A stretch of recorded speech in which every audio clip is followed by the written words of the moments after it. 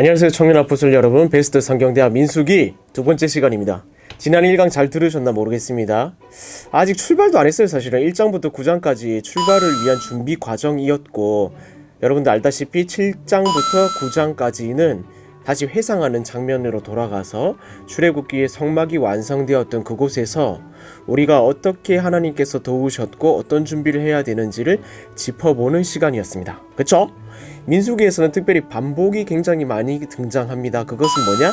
강조입니다. 강조. 하나님이 우리에게 무엇을 말씀하셨는가? 우리는 하나님의 백성으로서 어떻게 살아가야 할 것인가? 그 강조점에 있다고 분명히 말씀드렸고, 오늘 시작되는 여정은 드디어 출발합니다. 광야로 출발하는데 이게 순탄치가 않습니다. 어떤 일이 벌어지는지 한번 저를 따라서 오늘도 출발해 보도록 하겠습니다. 그럼 출발! 네, 이강 광야에서 원망하는 이스라엘, 원망으로 시작하고 있죠. 이게 원망의 모티브가 굉장히 중요한 건데, 여러분도 한번 광야에서 무슨 일이 벌어지는가 한번 살펴봤으면 좋겠네요. 첫 번째, 이제 10장에서 출발을 합니다. 자, 여기 아까 시내산이라 했습니다. 1장부터 10장까지는 출발을 해서 11장, 12장, 13장, 여기 13장, 14장에 가거든요. 여기서 이제 정탐을 갔는데 그 일이 잘 이루어지지 않죠. 그래서 호르산으로 갔다가 다시 바람광야로 넘어왔다가 에시온 게벨로 가게 되는, 오늘 이 여정을 다루게 될 겁니다. 여기가 20장입니다. 호르산까지. 자, 10장 출발합니다. 출발할 때 가장 처음에 등장하는 물건이 하나 있습니다. 그게 뭐냐? 바로 은나팔입니다. 은나팔은 뭐냐면은 이런 기능을 해요. 신적 리더십의 보완 역할을 합니다. 다시 말해서 하나님이 리더십이잖아요. 직접 말씀해 주시는 것은 한계가 있습니다. 모세를 통해서 그 전권을 위임하셨는데 그 전체 장정만 60만 명, 그러니까 150만 명, 200만 명을 움직여야 되는데 나팔을 이용해서. 그래서 나팔은 리더십의 보완을 역할, 곧 리더십의 역할을 했다는 것입니다. 나팔 2개를 불면은 온 회중이 진에 모였습니다. 나팔 하나를 불면은 이스라엘 천부장된 지휘관들이 모였습니다. 두 번째 크게 볼 때는 남쪽 진영, 행진, 진을 소집할 때는 작게 불었어요. 작게. 뭐 사실 이런 것들보다도 중요한 건 뭐냐면은 나팔이거든요.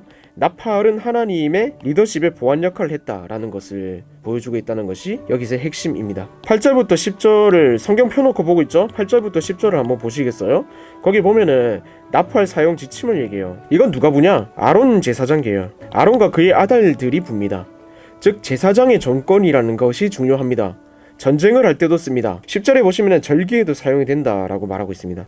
10절에 보시면은 기억하다. 그러면 하나님께서 너희를 기억할 것이다 라는 단어가 나오죠.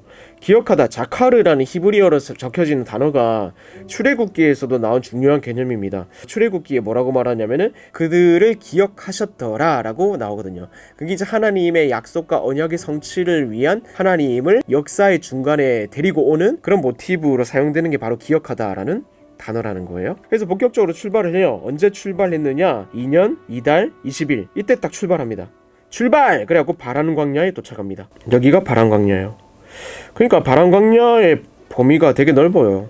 그리고 우리가 봐야 될 게 뭐냐면은 14절부터 28절까지 참고로 출발한 순서가 나오는데 어떻게 되냐? 유다, 동편지파, 유이스, 게르손 무라리, 남쪽 진영, 르시갓 고핫, 서쪽 진영 에무베, 이래가지고 12지파가 진영을 풀어 헤치고 그 중간에 레위 자손인 게르손과 무라리가 들어가고 남쪽 진영이 가는데 루벤 지파와 함께 고핫 지파가 갑니다. 출발을 해야 되는데 호밥이라는 인물이 등장합니다. 출애굽기 18장에도 등장하는 이 인물은 이드로라고도 불리죠. 모세의 장인입니다. 모세의 장인에게 우리 함께 가입시다 이 얘기해요.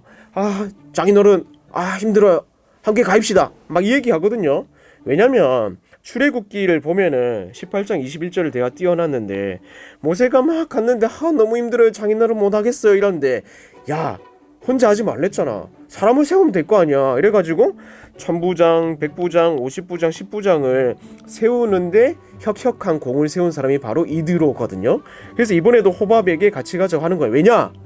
이 사람이 모세가 광야로 넘어갔을 때 지내던 그 공간 있죠. 거기 사람이라, 겐 지역 사람이라 그 지역을 빠삭하게 잘 알고 있었기 때문이에요. 그래서 가져가겠어요. 장인어른 없으면 우리가 어떻게 합니까? 거의 뭐 제갈량 수준이죠.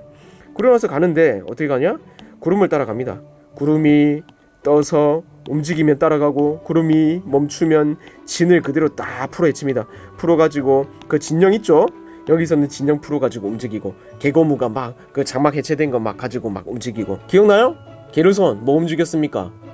이불 게르손. 아 현타 온다. 고환 중요한 거 고환 무라리 알죠? 이거 중요합니다. 이거 시험 나옵니다. 11장 넘어가면은 이름이 참 좋지 않아요. 반역의 시작이거든요. 일단 등장하는 곳이 다베라, 기브로 핫다와와 하세롯 이 세 지역입니다. 한번 볼게요. 먼저 이제 다베라라는 지역에 갔는데 이 세 개의 단어 꼭 기억해 주세요. 이게 민수기에서 계속해서 반복되는 이스라엘 백성들의 죄입니다. 원망해요. 무엇이든 원망합니다. 뭐에 대해서 원망할까요? 하나님에 대해서 원망하고 권위에 대해서 원망하고 그들의 상황에 대해서 원망합니다. 근데 이걸 듣고 하나님이 뭐라고 하시냐면은 와 진짜 말 안 듣네, 쓸어버려야겠다, 없애버려야겠다. 그래서 심판을 예고하시는데 거기 등장하는 사람이 바로 모세. 하나님 그 아이잖아요, 하나님 얘는 살려야 돼요 이러면서 중보를 하는 거죠. 이 모세의 중보가 굉장히 중요한 요소 중에 하나거든요. 모세의 중보에 관해서는 따로 제가 추가 자료를 해가지고 올려드리도록 하겠습니다. 여기서 막 원망합니다. 광야 생활의 어려움에 대한 원망을 하죠. 그걸 보고 하나님이 진노하시거든요. 그 불을 그들의 진영 끝을 사르게 하는 큰 불을 내요.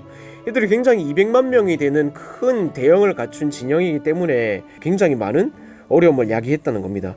그래서 이제 모세는 그들을 위해서 중보하면서 불을 꺼지게 하죠. 그곳의 이름 다베라, 여호와의 불이 그들 중에 붙은 까닭이다 라고 말씀했기 때문에 다베라라고 붙여집니다.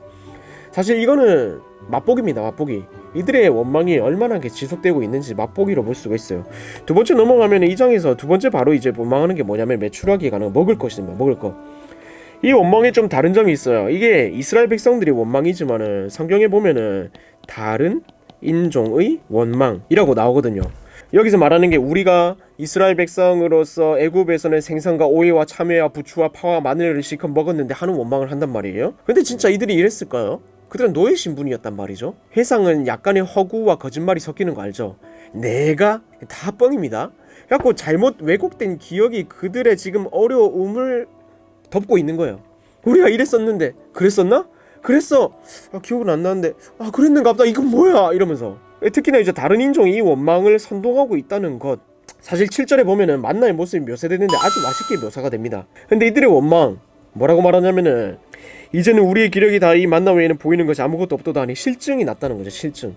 야 이제 못 먹겠습니다. 이렇게 얘기하고 하나님은 진노했습니다. 그리고 나서 얘들을 없애버리겠다라고 예고를 하셔요. 심판 예고를 하시는데 모세가 또 나와가지고 중보를 하죠. 동일하게 이루어지죠. 원망을 하고 심판을 예고하고 중보를 하고. 그래서 중보하고 나서 16절에 하나님께서 그러면 내가 좋다, 방법을 주겠다라고 방법을 하나 주신데 뭐냐, 이스라엘 노인 중에 내가 알기로 백성의 장로와 지도자가 될 만한 70명을 모아내기로 데리고 와라. 너와 함께 서게 하라.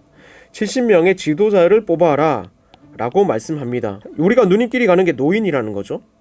노인, 아무것도 할 수 없는 노인을 왜 뽑는가? 그러나 노인에겐 연륜이 있습니다. 그래서 노인이라는 것은 뭔가 할 수 없는 것 같아 보이지만 그 연륜을 가지고 하나님의 말씀과 이끌어낸 역사를 빠삭히 잘 아는 인물이라고 우리가 볼 수 있는 거죠. 아까 나왔지만 이 원망이 어디서부터 시작됐냐? 다른 인종의 불평으로부터 시작됐거든요.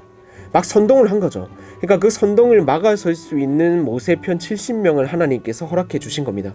이제 모세와 함께하는 70명 이겨낼 수 있을 것 같아요. 이후에 하나님의 말씀이 진행되는데 우리가 고기 먹고 싶습니다 라고 하니까 내가 고기를 주겠다 18절에 말하거든요. 어떻게? 진리도록 21절에 이렇게 말해요. 여기서 명언이 나와요. 너가 나 원망했지? 내가 어떤 사람인지 아냐? 여호와의 손이 짧으냐? 내가 이제 내 말이 내게 응하는 여부를 보리라. 하나님의 능력으로 많이 묘사가 됩니다. 하나님의 손은 능력입니다. 하나님의 능력은 우리가 생각한 건 이상이다. 우리가 간구하는 의지하는 이유가 충분하다는 거예요. 그래서 하나님께서 이렇게 말씀하시고 나서 지시를 받아가지고 이제 메추라기를 거두기 시작합니다. 그래서 하나님이 메추라기를 주시기 시작하는데 32절을 보세요. 백성이 일어나 종일 종야와 그 이튿날 종일토록 메추라기를 모으니 적게 모은 자도 10호멜이라 그들이 자기들을 위하여 진영 사면에 펴두었더라. 메추라기 10호멜이라 나오죠. 10호멜은 2.2kg 정도 되는 양입니다. 그러니까 적어도 한 닭 이상, 우리가 먹는 닭 1인 1닭 이상으로 거두게 되었다는 겁니다. 그냥 실컷 먹었다는 거예요. 2닭은 되겠는데. 근데 웃긴 건 뭐냐면은 하나님이 진노해서 큰 재앙을 내리시거든요. 재앙. 그래서 그것을 뜻을 탐욕의 무덤이라는 뜻의 기브롯 다아와 라고 이름이 지명이 붙여지게 됩니다. 11장만 보면은 하나님께서 무슨 다혈질처럼 묘사가 되겠지만 하나님을 신뢰하지 않는 사람에 대해서 하나님은 신뢰와 정결, 거룩이라는 이름으로 이스라엘 백성을 계속해서 교훈해 가고 있다는 사실을 우리가 기억할 필요가 있습니다. 왜요? 여긴 광야니까. 여긴 광야란 말이에요. 그래서 우리에게 어려움이 있어요. 살아가면서. 왜요? 여긴 광야이기 때문에. 그래서 이 광야라는 곳에서 우리가 뭐 어떻게 할 수 있을까? 아무것도 못한다. 그럼 어떻게 해야 된다? 하나님을 신뢰해야 된다. 원망이 아니라 신뢰를 해야 되고 보이지 않는 상황 속에서 소망을 갖고 하나님께 기대는 것이 광야를 이겨낼 수 있는 방법이라는 거죠. 35절에 보시면 하세롯에 도착합니다. 이렇게 해서 11장이 끝나게 됩니다. 자, 12장에 보시면은 지도부의 반란에 대한 내용이 나옵니다.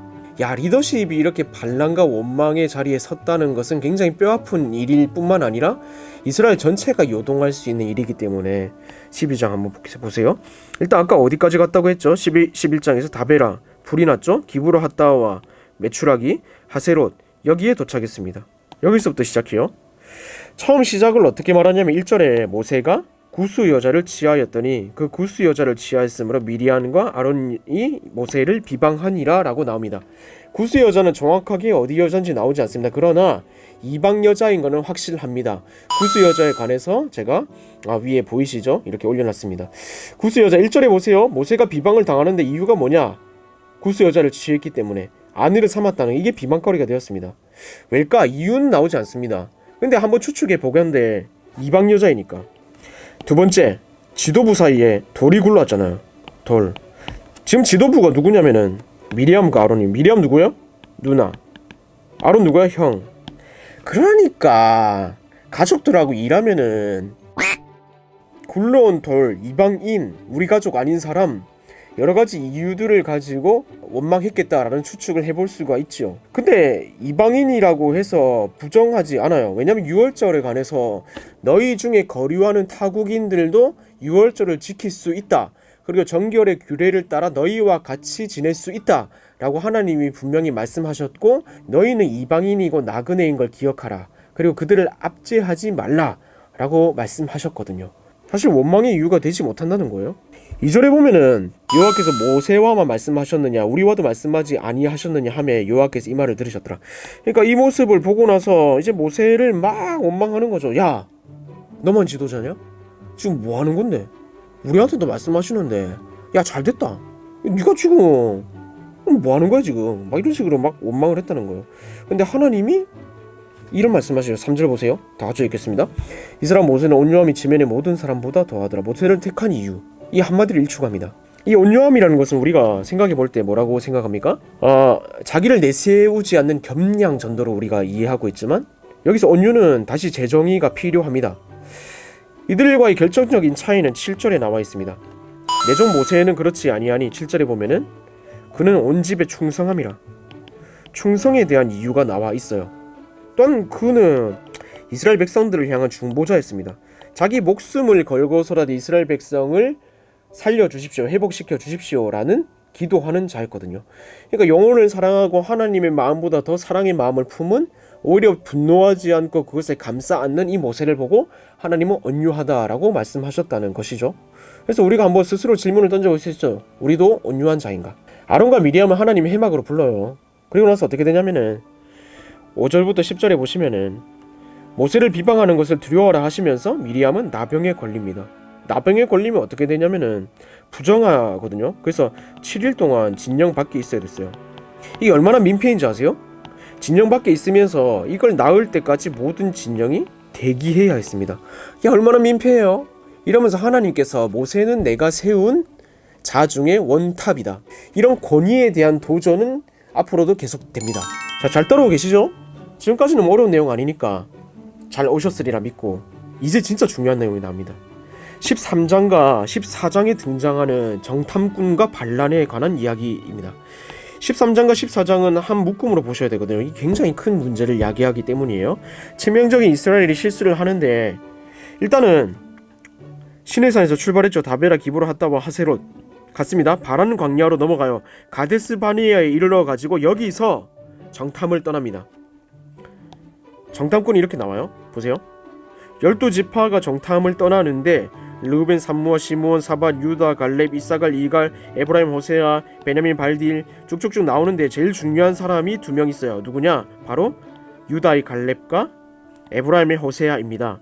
호세아는 누구냐면 여호수아예요. 마지막 절에 보면 여호수아라고 이름을 바꿔 불렀더라라고 나오죠. 17절부터 20절에 보면은 떠나면서 모세가 지시한 것이 있어요. 12 정탐꾼에게 뭐라고 했냐? 네겝길로 행하여 산지로 올라가서 그 땅이 어떠한지 정탐하라. 그 땅 거민이 강한지 약한지, 많은지 적은지, 첫 번째, 두 번째, 좋은지 나쁜지 땅, 세 번째, 진영인지 산성인지, 네 번째, 비옥한지 메마른지, 다섯 번째, 나무가 있는지 없는지, 여섯 번째, 실과를 가져오라. 일곱 번째. 자, 뭔지 아시겠어요?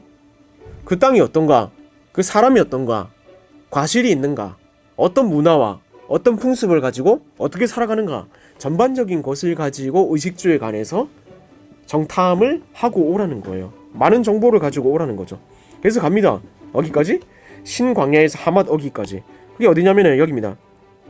가데스 바니아. 요까지 가거든요. 요까지 가요.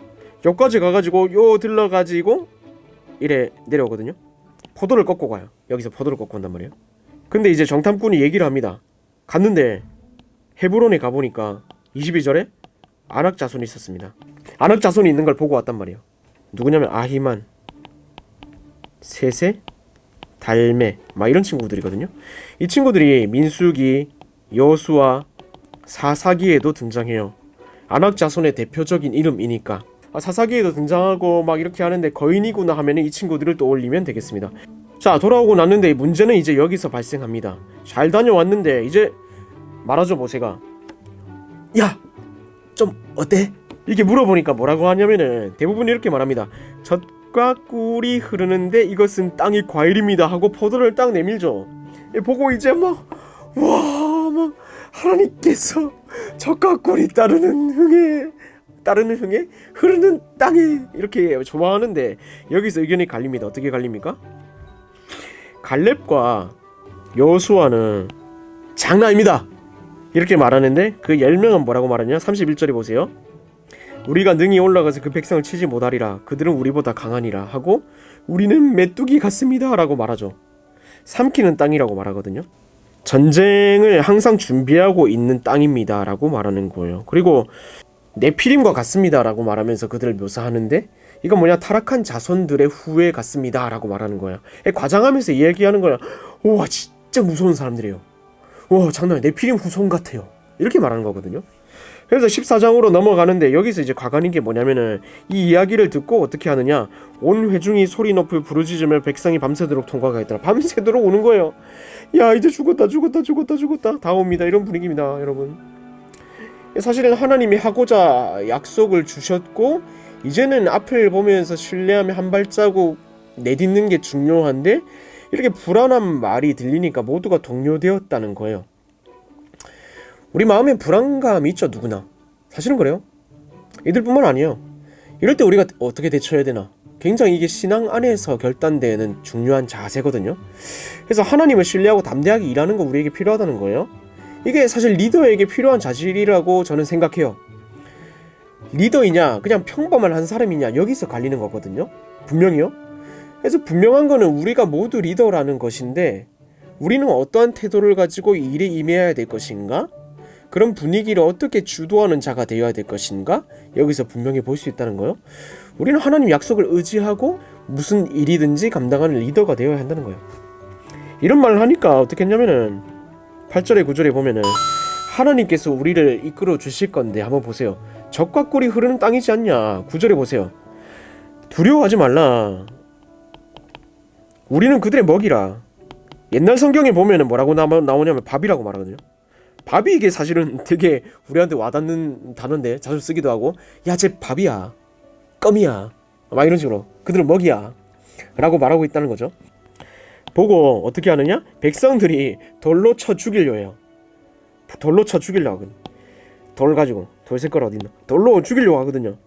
사실 이걸 보면서 굉장히 안타깝지만은 우리가 분명히 기억해야 되는 거 하나가 있습니다. 그건 뭐냐면은 복음은 언제나 공격을 당합니다. 예수님, 스데반 바울, 바나바 하나님의 것을 전하려 할 때 언제나 공격을 받았어요.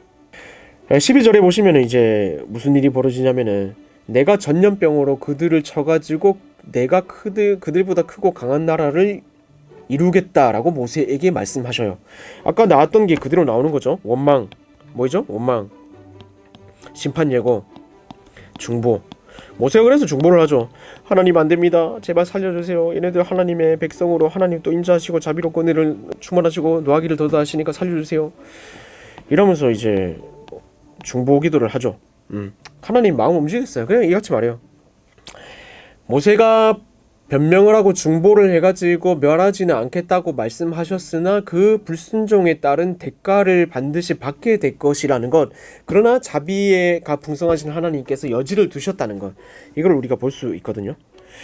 그래서 두 가지 결론이 나와요. 40년을 방황하게 될 것이다. 갈렙과 여호수아를 제외하고 계수된 모든 자는 가나안에 들어가기 전에 죽을 것이다. 몇 명이었죠? 장정만 60만 명이었죠. 그러니까 갈렙과 여호수아를 제외하고 20세 이상은 다 죽는 거예요. 다 죽는 거. 20세 밑으로만 나가는 거죠. 여기서 뭐냐? 세대 교체가 이루어지는. 40년 동안 방황하게 됩니다. 세대 교체도 이루어지게 됩니다. 이게 불순종의 결과였습니다. 왜냐? 34절에 보세요. 이유는 명확합니다. 너희는 그제서야 내가 싫어하면 어떻게 되는지를 알리라. 알리라. 알리라. 뭘 알리라? 그가 심판주이신 것과 구원자이신 것. 하나님은 심판자이시면서 구원자이시거든요. 사실 우리가 구원자라는 것에 매여가지고 심판자인 하나님을 못 볼 경우가 굉장히 많이 있습니다. 우리가 분명히 기억해야 되는 건 하나님이 심판자시라는 거. 그래서 우리는 어떻게 해야 되냐? 두렵고 떨린 마음으로 너희 구원을 이루라. 순종해야 된다는 거죠. 이게 민수기 13장과 14장에서 보여주는 비극입니다. 15장에는 잠깐 내러티브는 쉬어갑니다. 그래서 하나님의 지침에 잠시 집중하게 됩니다. 잠깐 짚고 넘어가도록 할게요. 제사 추가 지침이 15장에 주어지는데 1절부터 17절까지는 여러가지 제사에 대해서 나옵니다. 거기다가 소제를 더하라고 했는데 화목제가 뭐냐면 여러분, 감사로 드리는 제사예요. 무슨 일이 있을 때 감사로 드리는 제사. 낙헌제도 뭐냐면 감사로 드리는 제사예요. 근데 이거는 anyway, 어쨌든지 간에 무슨 일이든지 간에 감사가 일어나지도 않아도 감사를 드리는 거고, 절기는 뭐 여러 가지 절기 있죠. 초실절, 뭐 초막절, 뭐 이런 것들을 드리는데 소제를 더하라는 거. 소제는 뭐냐면은 곡식으로 제사를 드리는 것이거든요. 이걸 더하라고 합니다. 전제는 뭐냐면 제물을 올려놓고 제물을 불사르기 전에 포도주를 붓는 의식을 말합니다. 포도주를 붓는 의식을 말하고, 17절에 거제가 나와요. 거제는 뭐냐면은 거제도가 아니고 제물을 들었다가 내려놨다가 이걸 말하는 겁니다. 22절부터 31절에 보면은 모세 명령을 지키지 못했을 때 어떻게 해야 되는 거에 대해서 다루는데, 부지 중에 범죄한 경우와 뭐 이제 고의로 범죄한 경우 이런 게 나옵니다. 수송아지, 화재, 소재, 전제, 수름제, 속죄제 뭐 이런 거 나오는데 복잡하니까 넘어갈게요. 이건 뭐 알아서 뭐 하겠어요 우리가. 어쨌든 부지 중에 죄를 지으면은 용서받을 수 있는 방법이 있습니다. 그러나 고의로 죄를 지었으면 어떻게 되냐면은 백성 중에 끊어집니다. 끊어짐. 안녕. 왜요? 철저한 거룩함을 위해서. 이게 중요한 점입니다. 그리고 나서 나오는 게 뭐냐면은 안식일에 이 일을 한 케이스가 나와요. 뭐 했냐? 나무를 했대요. 나무를 뭐 얼마나 했나 모르겠는데 어쨌든 많이 한 것 같아요. 이게 문제가 되었으니까. 그래서 이 사람을 어떻게 처리할까 하나님께 묻는데 뭐라고 하냐? 죽여라! 라고 말합니다. 좀 너무하지 않아요? 근데 철저히 하기 위함이었습니다. 안식일은 거룩하게 지키라고 하나님께서 말씀하셨기 때문에 거룩함과 정결을 위해서 본보기를 보여주셨다는 것을 볼 수가 있습니다. 37절부터 40절에 보면은 옷 귀에 술을 달라고 해요. 우리 막 그 추장들 막 입고 다니는 막 가디건 같은 거 막 보면 막 술 같은 거 있잖아요. 오징어 같은데? 이런 거. 이게 술인데 이게 뭐냐면은 계명을 기억하고 음행을 방지하기 위해서 볼 때마다 하나님의 말씀을 기억하는 그런 기능이 있었습니다. 제일 중요한 건 뭐냐? 이 말씀입니다. 이게 시그니처 말씀이거든요. 나는 여호와 너희 하나님이라. 난 너희의 하나님이 되려고 너희를 애굽 땅에서 인도해낸 여호와니라. 네. 여호와 너희 하나님이니라. 이 말씀을 꼭 기억하세요. 하나님께서는 출애굽기부터 민수기, 여호수아, 신명기 이르기까지 단 하나의 말씀을 꼽으라고 하면 이 말씀이 아닌가 해요. 하나님은 보여주기 원하시는 거예요. 알게 하시기를 원하시는 거예요. 믿게 하기를 원하시는 거예요. 여호와 너희 하나님이다. 나는 너희의 하나님이 되려고 너희를 애굽 땅에서 인도해 내셨느니라. 나는 여호와 너희 하나님이라. 굉장히 그 마음이 느껴지는 거 아니에요? 사실 우리의 하나님 맞잖아요. 근데 여기서 말하고 있는 거는 너희의 하나님이 되려고 하는 거예요. 하나님이 이미 하나님인데 하나님이 아니었다는 거예요. 주인이 아니었다는 거예요. 근데 이 모든 일들을 보여주면서 정결케도 하시고 거룩하게도 요구하시고 죄를 지었을 때 그런 벌을 내리기도 하시고 용서해 주기도 하시는 게 뭐냐? 내가 하나님이다. 우리 인생에 많은 사인들이 있잖아요. 모든 게 사실은 여기 연결되어 있습니다. 내가 하나님이다. 내가 하나님이다. 이 순종과 불순종의 중요성을 강조하고 있다는 것이 마지막 절의 핵심입니다. 자, 15장은 여기까지 하고요. 16장으로 한번 넘어가 보겠습니다. 자, 잠깐 쉬어갔는데 반란은 계속됩니다. 백성들의 원망, 지도자들의 반란, 당의 반란입니다. 당. 자, 16장에 당이 하나 등장합니다. 고라당. 고라니당? 아니 고라당. 이름이 고라인데 1절에 보면 이렇습니다. 당. 파를 만들었던 거예요. 당파. 이스라엘의 아들 고라, 다단, 온. 세 명이 합쳐가지고 당을 만든다. 무슨 당? 고라당. 고라가 제일 처음 나오고 고라가 대표적인 인물이기 때문이에요. 그래서 모세랑 고라가 만들어서 유력한 자를 몇 명 세우느냐? 250명을 세웁니다. 그래서 모세 vs 고라당 250명 이렇게 만들어지는데 이렇게 붙습니다. 야 모세, 우리 위에도 하나님 계신다. 우리가 뭐하는 집하냐? 딱 보세요. 유력한 자들 나왔어요. 레위의 중손이죠.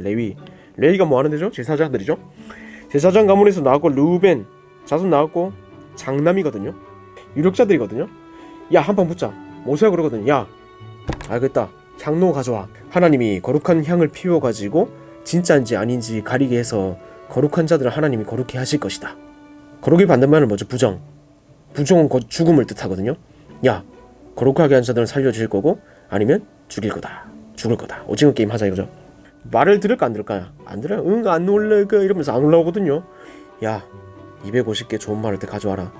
한판 붙자 하고 250개 준비해가지고 해망문에 대기합니다. 이 모든 게 사실 하나님 입장에서는 진노하실 만한 일입니다. 또 우리의 바보 같은 모세는 중보를 합니다. 하나님이 계속 죽이려고 하는데 모세는 죽이지 마세요. 참으이소. 하나님 참으이소. 이렇게 하는 거예요. 예수님이 얼마나 중요한지 아세요? 지금 막 때리자 불라 이런 예수님이 아유 아버지 참으이소. 아버지 이런. 그래서 중보자인 거예요. 감사합니다 예수님. 이 때려 죽일 자를. 30절 한번 보세요. 만일 여호와께서 세일을 행하사 땅의 입을 열어 사람들과 그의 모든 소유물을 삼켜 수월에 빠지게 하시면 이 사람들이 과연 여호와를 멸시하는 것인 줄 너희가 알리라. 어떻게 됐을까요? 땅이 갈라졌어요.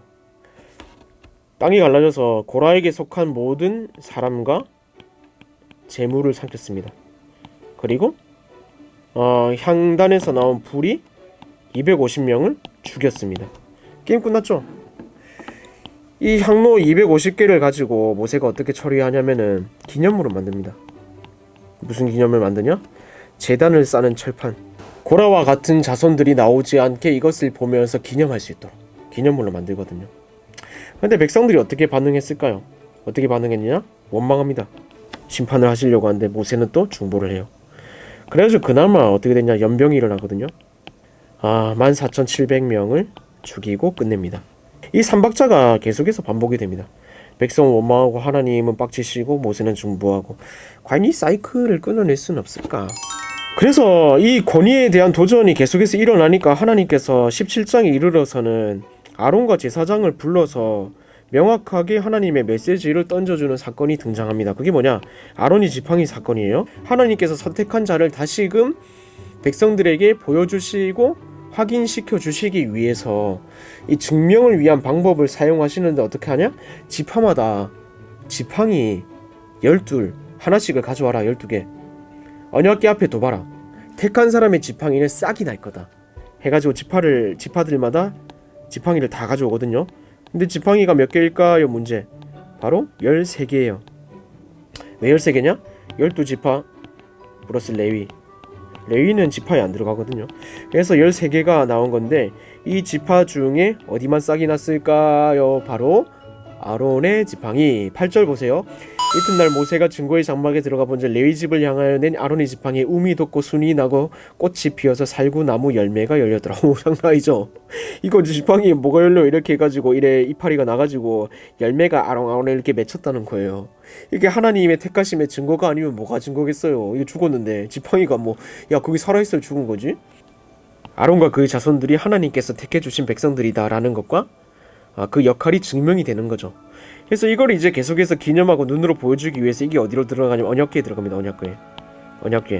언약궤에 들어가요. 언약궤에 들어가는 3가지 성물이 있어요. 그게 뭐냐? 모세의 2 돌판 그리고 아론의 쌍난 지팡이 그리고 만나가 담긴 항아리. 이 3가지가 들어가거든요. 다 하나님의 임재와 말씀하심에 대한 증명을 위해서 들어가는 겁니다. 전통적으로 이게 지팡이가 이사야 나중에 11장 1절에 보면은 메시아의 싹튼 가지라는 표현이 나오거든요. 이가 연결되어 그리스도의 부활을 상징하는 것으로 해석되기도 합니다. 이 장은 너무 빨리 넘어가겠습니다.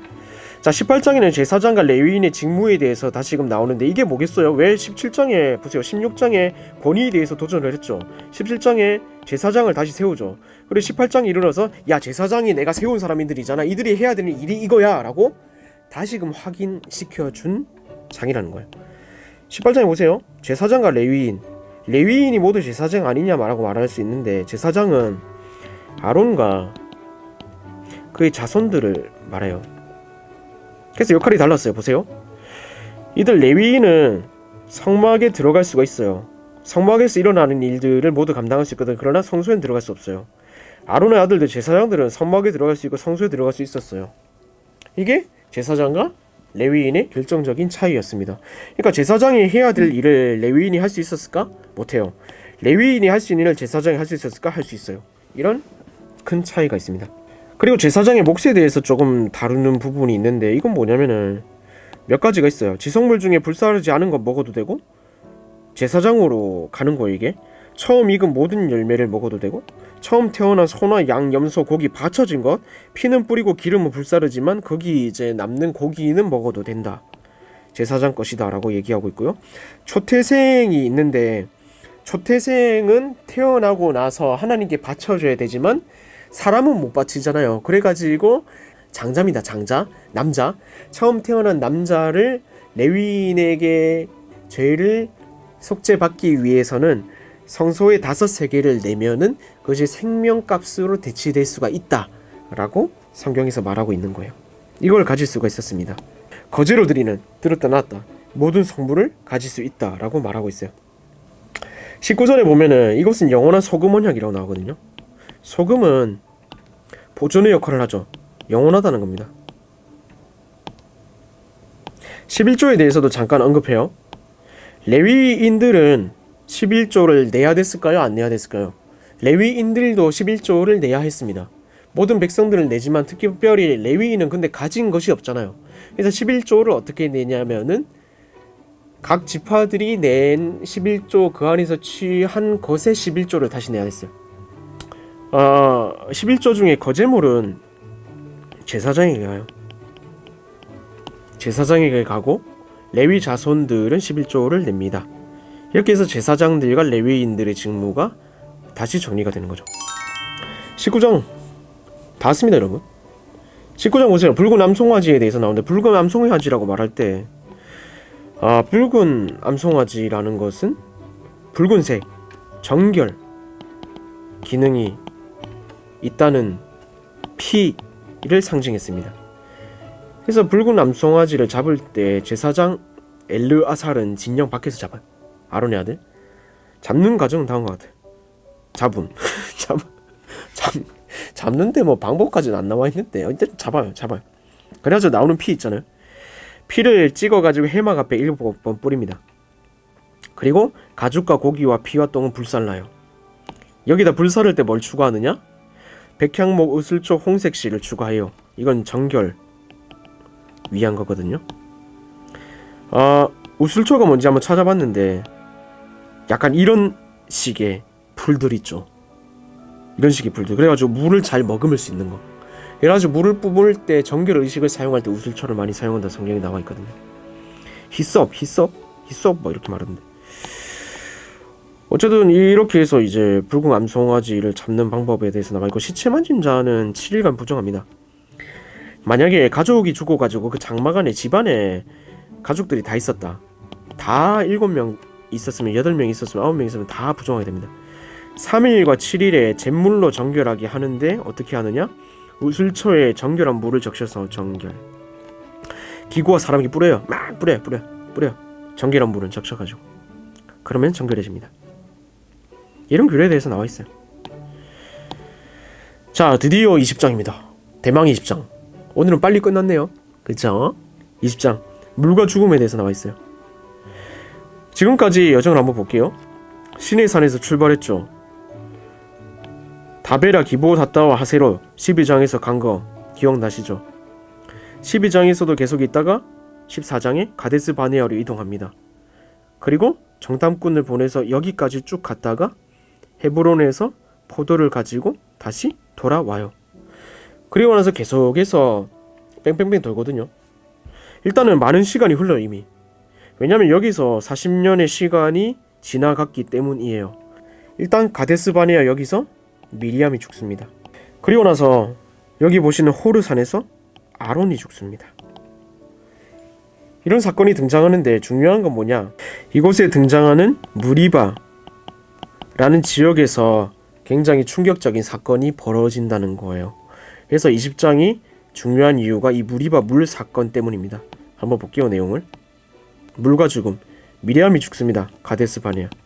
지도부의 한 명이 죽는다는 거 굉장히 큰 의미가 있죠. 미리암이 죽습니다. 근데 미리암이 죽는 것에 대해서는 그렇게 크게 성경은 할애하지 않습니다. 일단 죽어요. 무리바 물 사건이 어디서 등장하냐면 아까 보셨지만은 바람 광야 위쪽 부분에서 일어나는데, 이게 마치 출애굽기에 보시면은 17장에 르비딤 물 사건하고 굉장히 유사해 보입니다. 근데 결정적인 차이가 있어요. 바로 11절에 등장합니다. 하나님이 명하신 것은 뭐냐면 지팡이를 가지고 명령하라 하신 거예요. 근데 모세는 11절에 보면은 지팡이로 방석을 2번 쳤다고 말하고 있습니다. 마시물이 솟아나왔죠. 사실 이 상황을 보면은 당혹스러워요. 하나님 이 이후에 책망하거든요. 야, 너 가나안 못 가면 이렇게? 이제 다 에? 이런 당황스럽단 말이에요. 12절에 보시면은 하나님의 지시를 제대로 이행하지 못했다라고 볼 수 있는 장면인 거예요. 12절에 이제 엄청난 말씀을 하시거든요. 가나안에 너 못 들어가. 아론 너, 오세 너. 그래서 이름이 지어져 무리바. 하나님과 여호와 다투었다. 어쨌든 우리가 여기서 볼 수 있는 건 뭐냐면은 하나님 앞에 원망이나 불순종의 태도, 굉장히 우리가 생각하기에 작은 게 될 수 있겠지만은 하나님께서 그 말 하나 행동 하나까지도 순종과 불순종의 여부를 보시고 판단하신다. 그리고 분명히 대가와 열매는 있다. 우리는 언제나 하나님의 긍휼하심을 받아가지고 살고 있는 존재이지만 반드시 이것을 기억하고 하나님을 두려워하는 존재로 살아가야 될 필요성을 여기서도 볼 수 있다는 것입니다. 이제 하나님께서 가나안으로 들어보내시겠다는 약속을 하시고 나서 여정이 시작되는데 왕의 대로라는 길이 있거든요. 여기서 에돔 땅을 지나가지고 이렇게 하면 바로 갈 수 있어요. 이게 왕의 대로인데 여기로 들어가기 위해서는 에돔 왕의 허락이 있어야 됩니다. 에돔 왕에게 묻죠. 가면 안 됩니까? 에돔 왕이 뭐라고 말할까요? 안 돼. 그냥 지나갈게요. 그냥 우리 조용히 지나갈게요. 안 돼. 그래가지고 이스라엘은 삥 둘러간 에시온 게벨로 갔다가 이렇게 돌아가는 길을 택하게 될 수밖에 없거든요. 그래서 그 일이 벌어지게 된다는 건 우리가 기억할 필요가 있고, 마지막 부분에 이르게 되는데 호르산에 여기서 아론이 죽습니다. 24절에 한 번 더 언급하죠. 무리바 때문에 못 간다. 엘르의 아살이 이제 대제사장이 됩니다. 원래 사람이 죽으면 7일 동안 애고가거든요. 아론이 죽어서 30일을 애통합니다. 얼마나 그가 큰 위치에서 중요한 역할을 하고 있었는가, 이 장면에서 볼 수가 있는 거죠. 1세대 여기서 죽음을 맞이하게 됩니다. 자, 2강 마무리하도록 하겠습니다. 10장부터 20장까지 오늘 긴 여정을 한번 다루어 보았습니다. 40년의 이야기입니다. 10장에 걸쳐져 있는 내용이 계속해서 반복되는 스토리가 있습니다. 그게 뭐냐? 이스라엘의 원망, 그리고 하나님의 심판 예고, 모세의 중보. 이 사이클이 10장과 20장의 중심 주제가 되겠죠. 근데 이 사이클을 생각해 보면은 지금도 우리에게 남아있는 사이클일지 모른다는 점입니다. 사실 하나님에 대한 불평, 불만 있을 수 있습니다. 근데 그 가운데 정말 나는 하나님을 신뢰하고 있는가? 우리가 이스라엘의 이 역사를 살펴보면서 하나님은 결국 이끌어 가셨습니다. 그리고 그 전에 이미 약속하셨습니다. 우리에게 던져져 있는 구약의 메시지도 우리를 향한 하나님의 개인적인 약속이거든요. 이걸 우리가 믿어야 한다는 겁니다. 정말 여러분 믿음이 성장하고 싶습니까? 하나님의 이 약속을 믿으십시오. 그리고 순종하십시오. 이것이 이강에서 주는 메시지입니다. 네, 여기서 마무리하도록 하겠습니다. 질문사항이 있으시다면 저에게 보내주시고 제가 아까 말씀드렸던 모세의 중보에 관해서는 추가로 자료를 올려드리도록 하겠습니다. 그럼 한 주간도 주님 안에서 평안하시고 다음 주에 3강으로 뵙겠습니다. 그럼 안녕.